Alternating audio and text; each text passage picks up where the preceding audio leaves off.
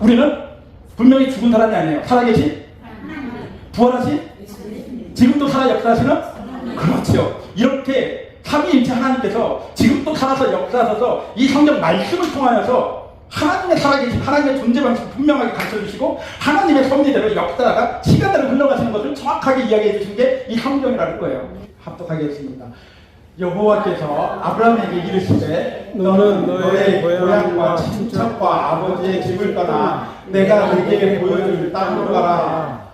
내가 너를 큰 민족을 이루고 내게 복을 주어 내 이름을 창대하게 하리니 너는 복이 될지라. 너를 축복하는 자에게는 내가 복을 내리고 너를 저주하는 자에게는 내가 저주를 하리니 땅의 모든 족속이 너로 말미암아 복을 얻을 것이라 하시니라. 아멘. 세상 사람들은 복을 어떻게 이야기하는가, 그리고 다른 종교는 복을 어떻게 이야기하는가.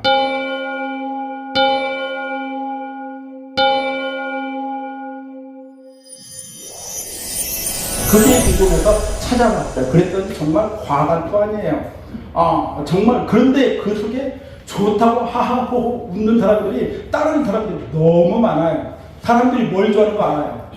그냥 큰 거 주면 좋아가지고 사람들이 우르르 몰려가고, 병 고쳐준다면 우르르 몰려가서 병 고침 받는 게 복인 줄 알고 사람들은 거기에 정신이 꼭 빠지는 것을 볼 수가 있습니다. 근데 재밌는 거 봤어요.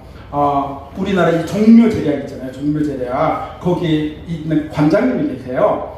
그분이 이 칼럼을 쓰는데 기자랑 이렇게 이야기하는 것을 신문에서 보게 됐는데, 그분이 그런 이야기합니다. 우리 유교는 절대 기복신앙이 아닙니다. 우리 유교는 이렇게 제사 지내는 것은 추모하자는 거지 이것을 잘해서 복받자고 하는 거 절대 아니에요. 이게 이상하게 전달이 돼서 죽은 사람한테 제사를 지내면 복이 받는다 생각을 하는데 아닙니다. 유교는 예를 지키자는 거예요. 살아있는 사람한테 인간의 도리를 다 하자는 겁니다. 사람이 그 도리를 안 하니까 분쟁이 일어나고 가정이 깨지고 사회가 혼란스럽고 전쟁이 일어나는 것은 사람이 사람답지 않게 살기 때문에 그런 일이 벌어집니다. 그러면서 그 관장님은 그런 말씀을 하세요. 이렇게 세상 사람들도 이 기복신앙에서 벗어나려고 굉장히 부단히 노력을 해요. 지금 이렇게 있는데 저기서 한 방 똑똑 떨어지는 저게 굉장히 운치가 있어요. 요즘 21세기에 이런 모습을 볼 수 있는 교회가 어디 있습니까? 그렇게 7080을 외치는데 그런 교회를 원하신다면 여러분 당장 이곳에 오시면 7080의 교회를 볼 수가 있습니다. 오십시오. 물이 똑똑 떨어지는데 그게 보이네. 뚝 떨어지는 게. 근데 정겨워요. 이 바켓가 이렇게 있는 게 싫지가 않아요. 굉장히 좋습니다. 그런데 또 재밌는 영상을 봤어요. 현대 이 불교가 너무 잘못된 방향으로 가고 있는 것을 개탄해하면서 그 스님이 많은 불자들을 놓고 이야기를 하는 거예요. 딱 그냥 대놓고 얘기하더라고요. 여러분 생각해보세요. 왜 불교를 믿는 나라들은 가난하고 기독교를 받아들인 나라는 선진국이 되었을까요? 여러분들 잘 생각해 보십시오. 불교를 받아들인 나라는 못 살아도 거지처럼 못 살아요. 왜 그렇습니까? 대놓고 그런 이야기를 해요, 스님이. 그것은 불교가 잘못 받아들여졌기 때문에 불교가 이상한 기복신앙에 받쳐져서 그래서 이 모양 이 꼴이 된 겁니다. 2600년 전에 석가모니는 신중에서 진리를 찾을 수가 없으니까 더 깊은 깨달음을 얻기 위해서 나를 버리고 고행과 수행 속에서 나를 버리고 나를 비우고 그 공사상이 바로 열반에 오르는 것입니다. 그러면서 80세가 넘도록 많은 제자들한테 나를 비워라, 나는 없다라고 분명히 이야기를 했는데 석가모니가 돌아가신 다음에 죽은 다음에 그곳에 어떻게 해요? 제자들이 다 젓가락을 들고 사리를 찾기 위해서 다 가죠. 사리가 몇 개 나왔? 1000몇 개? 2000개 가까이 나왔다고 그러죠? 온몸이 그냥 그 사리가. 그러니까 거기에다 의미를 부여해서 거기에다가 대고 빌기 시작하더니 500년이 지난 다음에 중국으로 건너가더니 불상이 생기더래요. 그러더니 그 불상과 사리가 연합해서 계속 빌고 비니까 이 불교가, 그런 불교가 한국에 건너가고 동남아에 건너가면서 이상하게 기복주의로 갔다. 부처님이 보면 뭐라고 하겠느냐. 그 스님이 대놓고 이야기. 죽은 사람은 절대 복 안 줍니다. 죽은 귀신은 절대 복 안 줍니다. 여러분 비우십시오. 기독교가 왜 잘 됐습니까? 기독교, 우리나라가 기독교 안 들어갔으면 우리나라도 똑같이 가난한 나라밖에 될 수가 없었어요. 기독교는 작은, 많이 가진 자나 부족한 자나 서로 나누더라는 거예요. 재물을 나누고 사랑을 나누고, 맨 처음에 가면 교회를 세우고, 그 다음에 학교를 세우고, 그 다음에 경제활동을 하는데, 이 불교 믿는 국가들은 맨 처음에 땅을 개척해서 자기 먹고 살 것을 세우고, 그게 잘 되기만은 빌다가 비 오면 쫄딱 망하고, 그러면 맨날 달라고 비니까 부처는 비우라고 그랬는데 거기에 왜 자꾸 달라고 해서 욕심을 채우니까 불교는 이 거지것을 못 면합니다. 힘주로 얘기하더라고요. 그런데 불교 신자들 그렇게 개인적으로 부자들이 많아서 1000만 원씩 1억씩 헌금은 많이 낸대요. 기독교인들은 그렇게 헌금은 내지는 않지만은 작든 작든 간에 나누는 기독교, 여러분 그거 본받을 때 나눠야죠. 덕을 세우십시오라고 힘주어 얘기하는 이 스님의 모습을 보면서 제일 저한테 귀에 꽂힌 거는 죽은 사람은 복 안 줍니다. 귀신은 복 안 줍니다. 라고 딱 이야기하는 게 이분 잘하면은 개종할 수 있겠다 라는 생각이 들었어요. 맞습니다. 우리는 분명히 죽은 사람이 아니에요. 살아계신? 부활하신? 지금도 살아 역사하시는? 그렇죠. 이렇게 삼위일체 하나님께서 지금도 살아서 역사하셔서 이 성경 말씀을 통하여서 하나님의 살아계신, 하나님의 존재 방식을 분명하게 가르쳐주시고 하나님의 섭리대로 역사가 시간대로 흘러가시는 것을 정확하게 이야기해 주신 게 이 성경이라는 거예요. 이 성경을 통해서 분명히 1일부터 5일까지는 하나님께서 창조를 하시고 인간을 맨 나중에 지으신 다음에 뭐 줬어요? 복을 줬잖아요.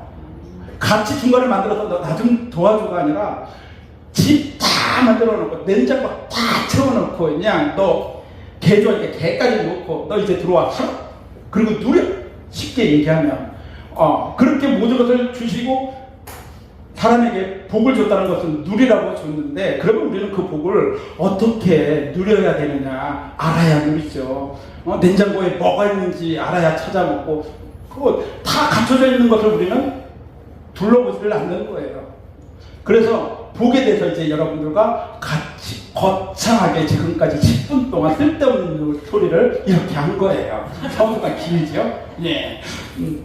그래서 제가 저번 주에 이 복에 대해서 서론을 여러분들과 말씀을 나눴잖아요. 네? 우리는 축복과 복에 대해서 정확하게 나눴어요. 기억나시죠? 예. 축복은 사람과 사람 사이에서 통용되는 용어고, 복은 하나님께서 직접 인도하시는 게, 하나님이 주체가 되어서 주는 게 복이라고 했어요. 창세기 12장 13절 상반절의 말씀이죠. 예, 복이 되나요? 너를 축복하는 자에게는 내가 복을 내리라. 그러니까 여러분이 축복을 하면은 하나님이 그들에게 복을 준대요. 근데 나를 저주하는 사람은 그 사람에게 저주를 내린대요. 그러니까 분명히 우리는 기도할 때 우리 다 같이 축복 기도합시다. 우리 축복 기도해 주세요 라고 사람한테 얘기를 하면, 우리는 하나님한테 기도할 때 하나님 복 내려 주세요 라고 이야기하는, 기도하는 게 맞다. 근데 하나님한테 저도 얼마 전까지 하나님 축복해 주시옵소서, 그것은 빌축자를 쓰기 때문에 복을 빌어주세요. 하나님 복을 빌어주세요. 누구한테? 하나님보다 더 센 사람한테 복을 빌어주세요 라는 뜻이 되기 때문에 이것은 사람한테 사용되는 거지 하나님한테 쓰는 용어가 아니구나. 물론 여러분들이 깊은 의미는 그게 아니에요. 몰라서 용어를 그렇게 썼는데 이제는 알았으니까 여러분들이 쓸 때마다 뜨끔뜨끔 할 거예요. 그러면 된 거예요. 복과 축복에 대해서 잘 알아봤어요. 이제 여러분들과 복의 문자적 의미를 가지고 함께 가보도록 하겠습니다. 복에 대해서 첫 번째 어떤 의미를 갖고 있느냐, 성경에서는 첫 번째는 창대함과 번영을, 그 뜻을 가지고 있어요. 창대함은 분명히 창세기 12장 2절 말씀 우리 합독해볼까요? 시작. 내가 너로 민족을 이루고 내게 복을 주어 내 이름을 창대하게 하니 너는 복이 되리라. 아멘. 요게 창대하게 보면은요, 이게 히브리어로는 바라크라고 거기가 돼 있어요. 이 바라크를 해석을 했더니 우리나라에서 여기 창대하게 라고 돼 있는데, 이 바라크의 뜻은 복주다라는 뜻을 가지고 있습니다. 아브라함에게 어떤 복을 줘요? 아브라함에게 너는 큰 민족을 이루고, 그리고 내 이름이 창대하게 될 거다. 이게 바라크라는 거예요. 이게 복이라는 거예요. 네가 잘 살고 잘 먹고 잘 살 거다가 아니라 내 이름으로 민족이 크게 될 거야. 그렇게 하나님께서 약속하신 것을 볼 수가 있습니다. 분명히 하나님을 믿는 민족들은요, 분명히 역사적으로 보면요, 경제적으로든 문화적으로든 사상적으로든 크게 잘 살아가요. 분명히 로마 제국이 그랬고요. 기독교를 국교로 삼은 다음에 로마 제국이 제국의 역할을 탄탄히 뿌려나갑니다. 그리고 마틴 루터에 의해서 종교개혁이 일어난 독일이 굉장히 강력한 나라가 됩니다. 그리고 영국이요, 하나님의 말씀을 앞세우고 해가 뜨는 데부터 해 지는 데까지 영국 깃발을 다 뽑아요. 하나님의 은혜로 다 그렇게 된다고 생각을 했어요. 그리고 청교도인들은 종교의 자유를 따라서 아메리카로 이주한 다음에 미국이 굉장하게 번영하게 돼요. 그죠? 이렇게 하나님을 믿으면 이렇게 크게 창대함을 걸을 수가 있는데, 이게 자칫 사람들은 꼭 하나님이 주신 이게 목적이 되고 이것을 위해 사람들이 나를 위해 쓴다는 거예요. 이러다가 보니까 하나님을 잃어버리는 나라가 로마가 그랬고 독일이 그랬고 그리고 영국이 그랬고 미국도 그래가고 점점 하나님의 신본주의가 아니라 창대함을 줬더니 인본주의로 가는 거예요. 우리 그리스도인들이 이렇게 창대함에 목말라서 계속 이것만 가지고 우리가 살아간다면은 하나님과 무관한 삶을 살 거라는 거예요. 만약에 진짜로 하나님께서는 복 주시는 게 하나님의 복이다, 아니 크게 잘 살고 잘 먹고 잘 살고 창대해지는 게 하나님의 복이다 그러면은 이 세상에서 제일 복받은 사람은 재벌 총수가 제일 복받은 사람이에요. 근데 우리는 그렇게 아니라는 걸 알잖아요. 저 중학교 때 전도사님한테 그런 질문을 했어요. 전도사님, 왜 예수 믿는 사람보다 예수 안 믿는 사람이 공부 더 잘하고 예수 안 믿는 사람이 서울대도 더 많이 가고 예수 안 믿는 사람들이 더 성공하고 더 재벌이 많나요? 하나님을 믿으면은 찍어도 맞게끔 하고 사업을 하면 다 하나님 믿는 사람이 더 잘 돼야지 왜 그렇습니까? 라고 얘기하니까 우리 전도사님이 해준 이야기가 기억이 나요. 영구야, 너는 잔칫날 돼지를 잡을 때 너는 살찐 돼지를 잡을래? 마른 돼지를 잡을래? 살찐 돼지를 잡지요. 그래, 그럼 돼지를 살찌우려면은 많이 먹일래? 적게 먹일래? 많이 먹여야 되겠죠. 그래, 그러면 주님 오실 때 그 돼지는 잡아서 없어지는 거야. 하나님을 믿는 자녀들은 예수님과 같이 그날에 그 잔치상에 오르지만 그들은 잘 먹고 잘 사는 그들은 그냥 죽는 거야. 너는 어떤 게 복이라고 생각하니? 라고 쉽게 설명해준 우리 전도사님이 생각이 나요. 지금 미국에서 목회하고 있는데 그분 이렇게 영상 보면서 와, 그분 생각이 많이 납니다. 우리가 그렇게 이 번영신학에 미쳐가지고 기독교가 망한 게 번영신학이거든요. 예수 믿으면 잘 돼야 되고 예수 믿으면 머리가 돼야 되고 꼬리가 되면 안 되고 항상 위에 있어야 된다고. 그래서 우리가 장로님이 대통령 돼서 우리나라가 얼마큼 좋아졌습니까? 아니요, 오히려 역차별 당했어요. 장로가 대통령이 장로 되더니 기독교만 이렇게 한다고 오히려 전도가 더 안 됐어요.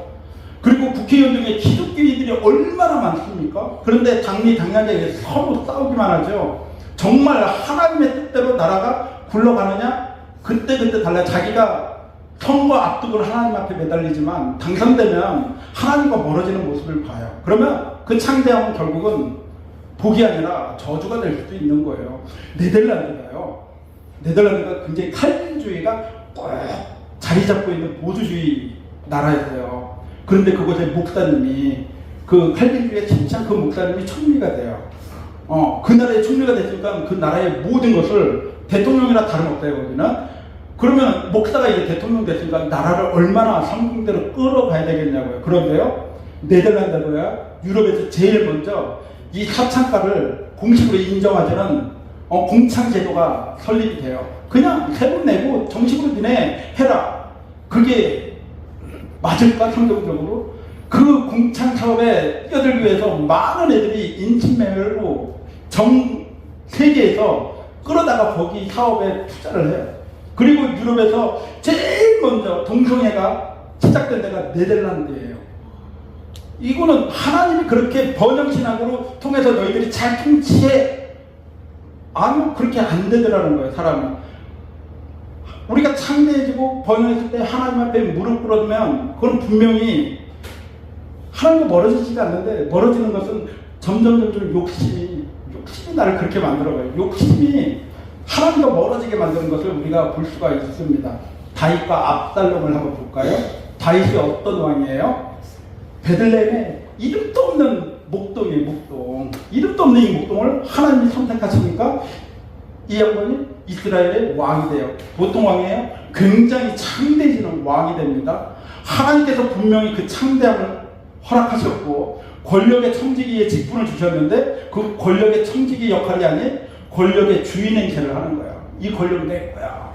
그러니까는 그 신하의 아내를 범하고, 그리고 그 신하를 전장에 나가서 죽게 하고, 그래도 그는 떵떵한 왕이었어요. 그 모습을 본 압살롬은 나는 아버지보다 더 훌륭한 왕이 될 거야. 그래서 다윗 자기 아버지 목에 칼을 겨누고, 그리고 아버지가 도망가니까 모든 백성이 보는 앞에서 그 아버지의 후궁들을 범하고, 그러면서 이스라엘에 이제 내가 아버지보다 더 크게 설 거라는 그 창대함을 목적을 달고 살아간 압살롬은 허무하게 죽어가요. 머리가 목에 걸려가지고 나무에 걸려서 허무하게 죽어갑니다.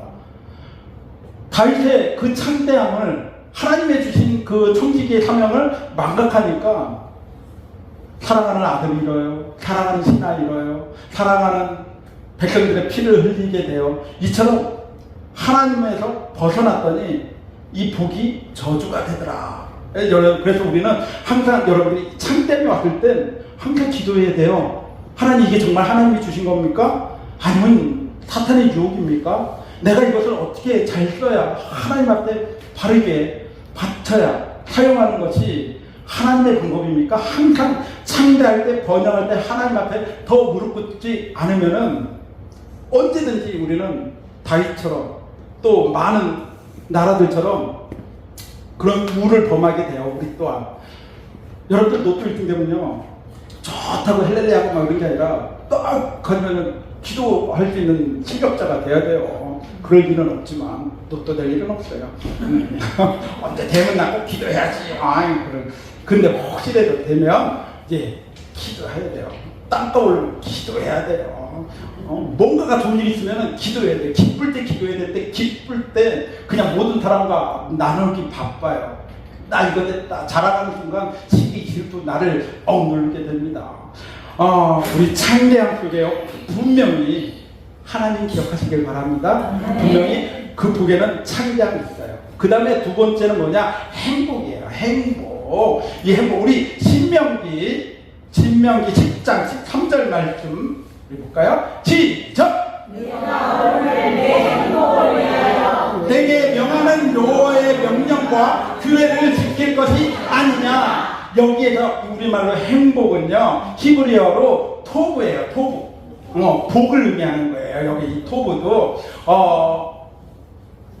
여러분들 하나님의 그 창담을 받은 사람은 분명히 행복에 같이 와야 되는데, 행복이 안 오면 그건 하나님의 복이 아니에요. 우리 저기 보니까 이 크로바가 되게 많아요. 그죠? 네잎 크로바를 찾기 위해서 해문을 한번 찾아보겠다고, 여기는 없어. 우리 이쪽에는 하나도 없어요. 아까 저도 오늘 처음 듣는 소식인데, 이 청정 지역에서는 네잎 클로버가 잘 없다.